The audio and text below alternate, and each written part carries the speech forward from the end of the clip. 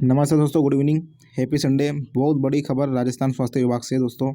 सुरेश जी नवल जी निदेशक है जो अपने स्वास्थ्य विभाग के, राजस्थान के चिकित्सा स्वास्थ्य विभाग के, बहुत बड़ा यहाँ पे आदेश जारी कर दिया है 7 जनवरी आज ही का।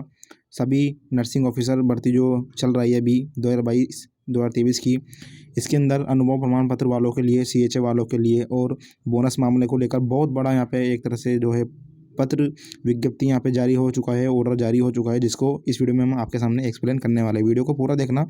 इसका PDF 3 पेज का PDF है, जिसको हमने हमारे टेलीग्राम ग्रुप पर, व्हाट्सएप ग्रुप पर सेंड कर दिया है। एक डेट भी फिक्स कर दी गई है कि अब आपको जो है कब तक प्रार्थना पत्र प्रस्तुत करना है आपका अनुभव प्रमाण पत्र बनवाने के लिए सक्षम अधिकारी के पास में।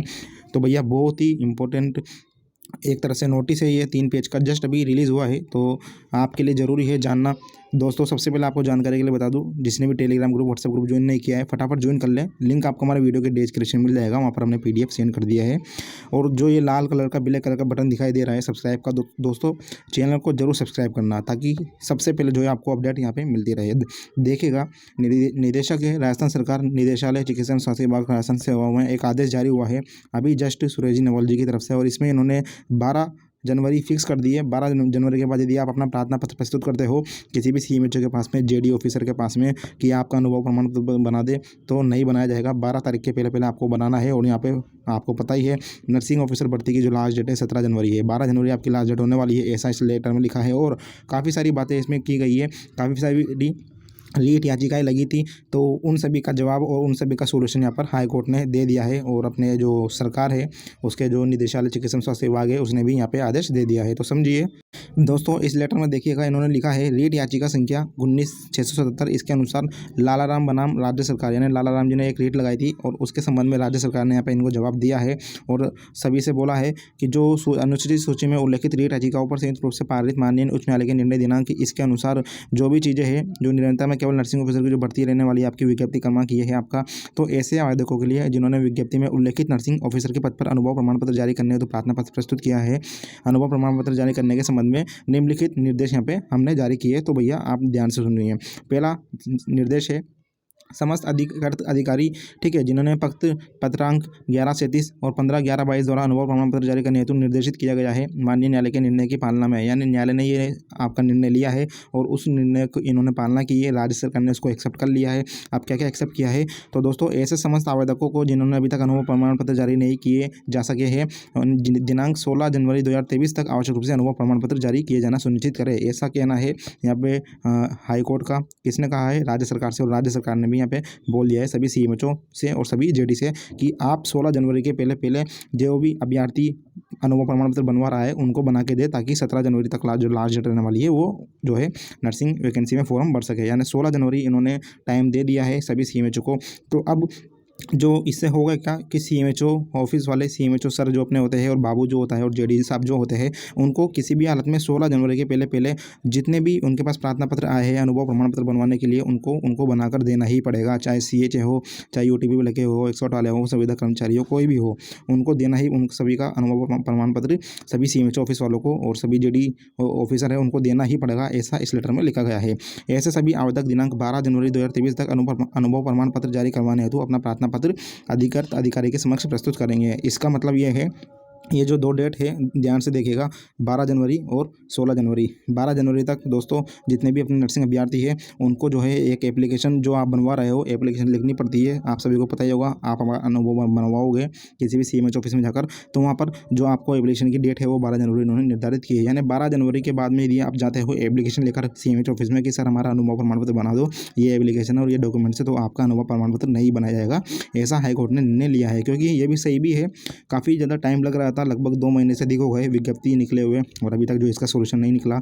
लगातार 3 बार डेट बढ़ी जा चुकी है और अब ये आदेश आया है, तो इसका मतलब ये है अब आगे डेट नहीं बढ़ेगी। 12 जनवरी लास्ट डेट है दोस्तों। अपना अनुभव प्रमाण पत्र बनवाने के लिए आपको 12 जनवरी के पहले यहाँ पे एप्लीकेशन लगा देनी है सभी CMHO ऑफिस में। आगे देखिए, इन्होंने कहा है दिनांक 12/1/2023 के उपरांत अपना अनुभव प्रमाण पत्र जारी करने हेतु कोई भी प्रार्थना पत्र स्वीकार नहीं किया जाएगा। ऐसे समस्त आवेदकों को उनके प्रार्थना पत्र की प्राप्ति रसीद उपलब्ध कराई जाए और प्रार्थना पत्र प्राप्ति दिनांक का उल्लेख जारी अनुभव प्रमाण पत्र पर किया जाए। ऐसा कहना है राज्य सरकार का सभी सीएमएचओ ऑफिस को, हाई कोर्ट का सभी सीएमएचओ ऑफिस को, यानी हाई कोर्ट ने और राज्य सरकार ने कहा है, चिकित्सा विभाग ने कहा है सभी सीएमएचओ ऑफिस वालों को और सभी जीडी ऑफिसर वालों को कि आप जो है इनका अनुभव प्रमाण पत्र बना के देवे और उसके लिए एक फिक्स टाइम भी बताए कि इतनी तारीख को इनका अनुभव प्रमाण पत्र बन जाएगा। तो दोस्तों ये एक अच्छी खबर है जो भी प्रमाण पत्र बना रहा है उन सभी अभ्यर्थियों के लिए। आगे देखिएगा 12/1/2023 के बाद कोई प्रार्थना पत्र स्वीकार नहीं किया जाएगा और ना ही ऐसे किसी प्रार्थना पत्र को स्वीकारते हुए कोई अनुभव प्रमाण पत्र जारी किया जाएगा। चलिए आगे चलेंगे। इसका मतलब ये है यदि 12 जनवरी के बाद आप हाई कोर्ट भी चले जाओगे ना कि सर हाई कोर्ट से आप जैसे आपसे बोलोगे कि हमारा अनुभव प्रमाण पत्र बनाइए, तो वो भी मना कर देंगे क्योंकि हाई कोर्ट ने भी यहाँ पे 12 जनवरी आपकी फिक्स कर दी है। 12 जनवरी के पहले बनवा लो, बनवाना चाहते हो तो एनीवेज कोई दिक्कत नहीं है, आपको फ्रेशर के रूप में जो है फॉर्म भरना पड़ेगा नर्सिंग ऑफिसर की भर्ती में। दूसरा पॉइंट देखिए, इन्होंने कहा है अनुभव प्रमाण पत्र केवल पूर्व में जारी पत्रांक इसके अनुसार निर्धारित प्रपत्र में ही जारी की जाएंगे, यानी जो एक फॉर्मेट है उसके अंदर जो है ये जारी की जाएंगे, कोई चेंज नहीं होगा। और आगे देखिएगा इन्होंने कहा है जो भी चीज़ें हैं नियुक्ति कार्य जो आपने किया है, भुगतान संबंधी आपकी सैलरी, आपके डॉक्यूमेंट्स, आपका अनुबंध किस अनुबंध के तहत आपने कार्य किया है, कौन सी पोस्ट पर, उपस्थिति विवरण, ठीक है, वेतन बिल, पीएफ कटौती, जो भी चीज़ें हैं उन सभी को अच्छी तरह से जो है जांच की जाए और उसके बाद इनका जो है अनुभव प्रमाण पत्र जारी किया जाए। ठीक है, अब देखिएगा इसमें आगे इन्होंने कहा है रिकॉर्ड में सुरक्षित रखने के लिए 50 अनुभव प्रमाण पत्र जारी किए जावे। अनुभव अवधि की गणना ऑनलाइन आवेदन प्रारंभ होने से ठीक पूर्व दिनांक तक ही की जाएगी, यानी जो आपकी अनुभव अवधि की गणना है वो ऑनलाइन जो आपके आवेदन प्रारंभ हुए थे उसके ठीक पूर्व की दिनांक यानी एक दिन पहले की तक ही आपका जो है अनुभव माना जाएगा। ठीक है, आगे देखिएगा तीसरा पॉइंट में इन्होंने लिखा है अनुभव प्रमाण पत्र जारी करते समय पूर्व में जारी दिनांक 15/11/22 में दिए गए निर्देशों की पालना सुनिश्चित की जाए एवं केवल पत्रांक दिनांक 15/11/22 में उल्लेखित संस्थानों योजनाओं में कार्यरत संविदा कर्मियों को ही अनुभव प्रमाण पत्र जारी किया जाए। ये इंपॉर्टेंट लाइन है, इसको ध्यान से देखिएगा दोस्तों, इसको आपको ध्यान से सुनना पड़ेगा। इसका मतलब यह है, तीसरे पॉइंट का मतलब यदि आपने नर्सिंग स्टाफ के पद के समान कार्य किया है उन्हीं का यहाँ पर जो है अनुभव प्रमाण पत्र जारी किया जाएगा। और 108 में यदि कोई कर्मचारी अभी कार्यरत नहीं है तो भी उनको जो है यहाँ पे अनुभव प्रमाण पत्र बना के देवे। कैसे देवे, यदि पुराना अनुभव प्रमाण पत्र है 2 साल का, 3 साल का, 5 साल का 108 वालों को, तो उनको रिन्यू कराए और रिन्यू कराने के बाद में दोबारा एक नया बनेगा फॉर्मेट। ठीक है, और उस फॉर्मेट के अनुसार जो है वो अभ्यर्थी 108 वाले EMT अपने साथी नर्सिंग स्टाफ को फॉर्म यहाँ पे भर सकते हैं। 2013-18 की भर्तियों हेतु जारी अनुभव प्रमाण पत्र एवं संबंधित कार्यालय में उपलब्ध रिकॉर्ड के आधार पर अनुभव प्रमाण पत्र निर्धारित प्रपत्र आ में ही जारी किए जाएंगे। निर्धारित प्रपत्र आ क्या होता है, एक फॉर्मेट आपने देखा होगा, वही प्रपत्र यह है निर्धारित प्रपत्र आ। अब इसमें आगे देखेगा इन्होंने लिखा है आवेदक को पूर्व में जारी अनुभव प्रमाण पत्र को आवेदन के साथ अपलोड करने का अधिकार नहीं होगा। रीट याचिका संख्या इसके अनुसार देखिए महिपाल लखारा जी ने रीट लगाई थी बनाम राज्य के विरुद्ध, राजस्थान राज्य सरकार के विरुद्ध माननीय उच्च न्यायालय द्वारा पारित निर्णय के अनुसार जो न्यायालय ने निर्णय लिया है उन्होंने उसमें क्या कहा है, जो भी भुगतान मासिक आधार पर हुआ है, चाहे MMU हो MFV हो, पर कार्यरत कार्मिक है यानी MMU और MFV पर जो जिन संविदा कर्मचारियों ने कार्य किया है अनुभव पूरे माह का माना जाएगा बशर्ते वह सभी निर्धारित कैंप दिवसों जिसे भी अनुमति दिया गया हो पर उपस्थित रहा हो। यदि विभाग एजेंसी ने कार्मिक के वेतन में अनुपस्थित दिवसों के आधार पर कटौती की है तो वह माह में उतने दिवस कम कर अनुभव प्रमाण पत्र जारी किए जाएंगे। यानी चौथे नंबर का ये है दोस्तों, यानी जो MMU और MFV में अभ्यर्थियों ने काम किया है, अब किस तरह से काम किया है, किसी ने 15 दिन काम किया है तो 15 दिन का यहाँ पे जारी कर दिया जाएगा। किसी ने 30 दिन का काम किया है तो 30 दिन का अनुभव प्रमाण पत्र बनेगा। यानी टोटल 365 दिन आपके होना चाहिए, चाहे आपने किसी भी तरह से काम किया हो 1 महीने में, चाहे आपने 15 दिन काम किया हो, वो भी यहाँ पे गणना कर ली जाएगी। बस ये है कि 365 दिन पूरे होने चाहिए तभी 1 साल का 10% यहाँ पे आपको मिलेगा, ऐसा कहना है चौथे नंबर के पॉइंट के अनुसार। 5वें पॉइंट में देखिएगा आप दोस्तों, 5वें पॉइंट में इन्होंने कहा है विज्ञप्ति दिनांक 16/11/22 के क्रम में, यानी जो अपनी नर्सिंग ऑफिसर की भर्ती है उसके क्रम में अनुभव प्रमाण पत्र सभी आवेदकों को दिनांक 16/1/2023 तक आवश्यक रूप से जारी की जाए, ऐसा कहना है न्यायालय द्वारा। और किसी भी आवेदक को जिसने विज्ञप्ति में उल्लेखित पत्रांक निर्देशित किसी भी संस्थान योजना में संविदा पर कार्य संपादित किया है उसे किसी भी आधार पर अनुभव प्रमाण पत्र जारी करने से इनकार नहीं किया जाए, ऐसा कहना है न्यायालय का। क्या कहना है, जो विज्ञप्ति आई है अभी नर्सिंग ऑफिसर की भर्ती में उसमें जो भी शर्तें हैं और जो पद है नर्सिंग स्टाफ उसके समान कार्य किया है तो उनका किसी भी हालत में आपको अनुभव प्रमाण पत्र जारी करना ही पड़ेगा, ऐसा हाईकोर्ट ने कहा है राज्य सरकार से। ठीक है, अनुभव प्रमाण पत्र जारी करने से इनकार नहीं किया जाए, अपितु उसने जो भी कार्य संपादित किया है एवं जिस अवधि के लिए किया है उस कार्य का उस अवधि के लिए अनुभव प्रमाण पत्र जारी किया जाए। ठीक है, अब इसका सीधा फ़ायदा जो यहाँ पे CHA को मिलने वाला है, क्योंकि CHA की भर्ती जब आई थी तो उसमें जो इनसे योग्यता मांगी थी GNM और यहाँ पे BSc नर्सिंग योग्यता मांगी गई थी, और उसी के आधार पर मैं मानता हूँ हाई कोर्ट ने फैसला दिया था। ANM जो बहन है अपनी मंजू देवी, उसको बोनस वेरीफाई कर दिया है, CHA का मान्य कर दिया है, क्योंकि योग्यता GNM BSc ही थी और उसके पद के समान ही यहाँ पे कार्य किया है CHA वालों ने, कोविड हेल्थ असिस्टेंट वालों ने। आगे देखिए, यदि आवेदक द्वारा अलग अलग अवधि हेतु अलग अलग पद पर रहते हुए अलग अलग कार्य संपादित किया है तो उसका अलग अलग ही अनुभव प्रमाण पत्र जारी किया जाएगा। यानी आपने अलग अलग कार्य किया हो अलग अलग अवधि के दौरान या अलग अलग पद पे रहते हुए, जैसे आप लगे हो CHA पे या फिर UTB पे, अब इसके अंतर्गत आपने वैक्सीनेशन का भी काम किया है, ठीक है, ओके, और यहाँ पे आपने नर्सिंग स्टाफ का भी काम किया है, इसके अलावा आपने सर्वे का भी काम किया है। तो जिस तरह से काम किया है उन सभी का जो है अलग अलग जो अनुभव प्रमाण पत्र बन सकता है, या फिर एक जो फॉर्मेट होता है उसके अंदर जो एक कॉलम रहता है कार्य वाला, उसके अंदर आप तीनों तरह के यहाँ पे कार्य मेंशन कर सकते हो। इस तरह से जो है आपको अनुभव प्रमाण पत्र जारी कर सकते हो, ऐसा कहना है न्यायालय का। अब एक CHA के लिए यहाँ पे मुश्किल हो सकती है, जिसको मैं आगे आपको पढ़ के सुनाऊंगा।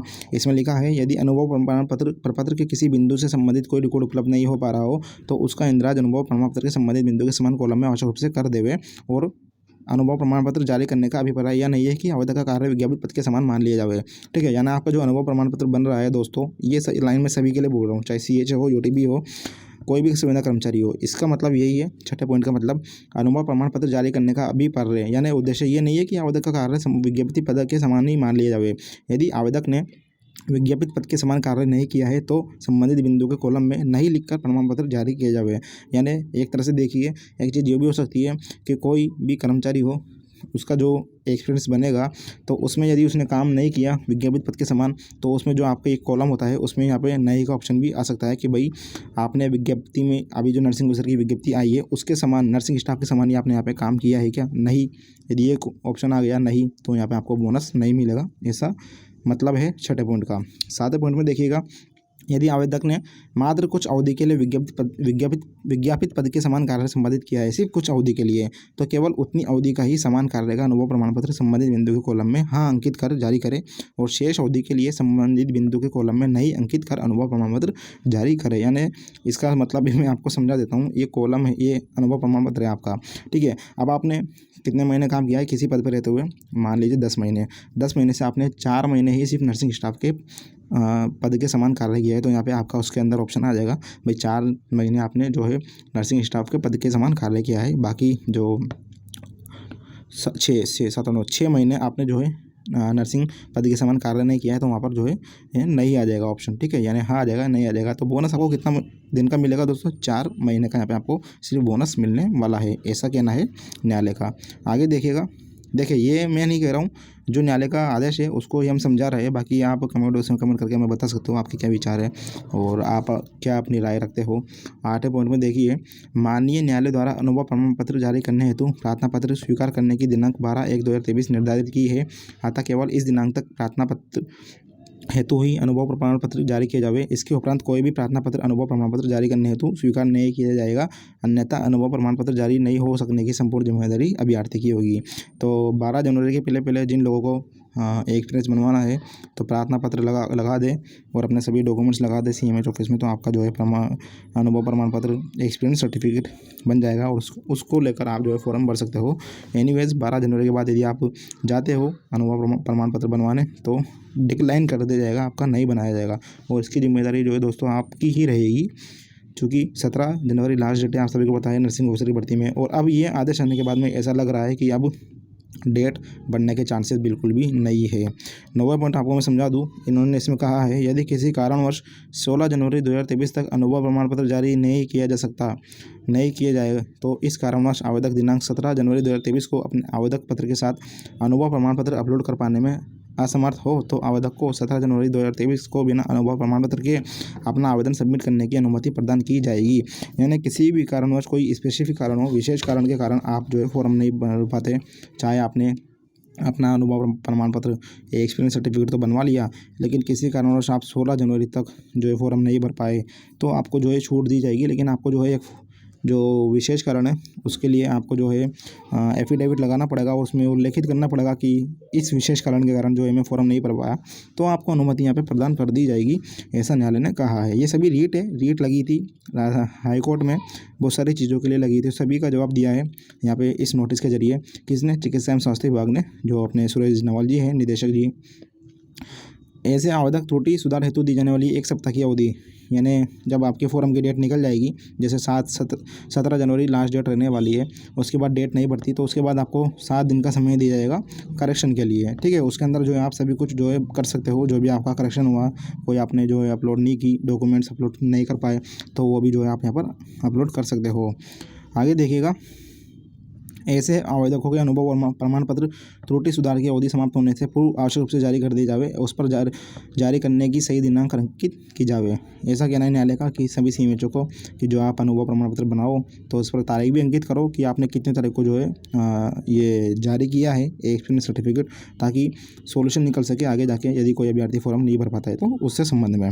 ध्यान रहे कि यह सुविधा अनुभव प्रमाण पत्र जारी किए जाने में केवल वास्तव में वाजिब कारण से विलम्ब होने की स्थिति में प्रदान की जाएगी। मैंने कहा था ना, एफिडेविट आपको लगाना पड़ेगा, स्पेसिफिक आपको रीज़न बताना पड़ेगा कि इस वजह से मैं लेट हुआ हूँ, तब जाके ही मान्य होगा। एनीवेज हर कोई मुँह उठा के बोल देगा कि इसमें मैं तो फॉर्म भर ही नहीं पाया, या कोई नहीं रेट लगा दी वापस, तो कब तक रेट लगती रहेगी? ऐसे तो फिर साल 2 साल 3 साल खिंच जाएगी वैकेंसी। इसलिए ये सभी चीज़ें की है, जारी की है।